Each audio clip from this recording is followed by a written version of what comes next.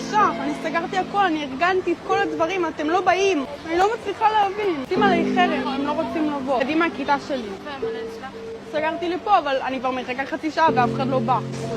באמת? ארגנתי להם פה, למאפייה כאן, לשבת, לאכול משהו, עוגה. וכבר נמאסתי לשבת ולבכות פה לבד. קודם כל מזל טוב. תודה. אתה רוצה לסיים את החוגיה?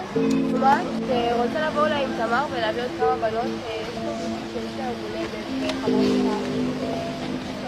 יאללה, בוא נחגוג. יאללה. יום הולדת, היום יום הולדת, היום יום הולדת. גאיה. יואו, הכל בסדר. היי, הכל טוב. אני מרגישה אותי. זהו, את באה?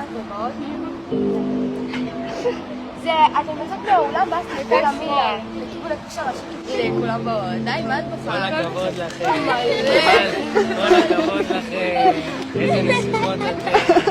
איך חגגתם ליום הולדת, אבל חברות, יש שם מצלמה וכל הכבוד, העלינו מודעות. אבל בוא נעשה לה זה ניסוי חברתי. יום הולדת.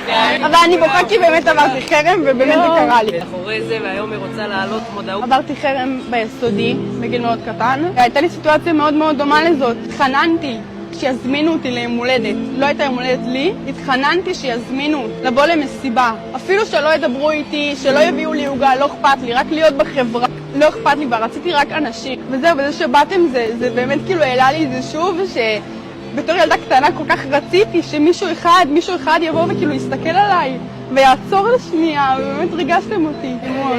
את מדהימה, היום איזה חמודה.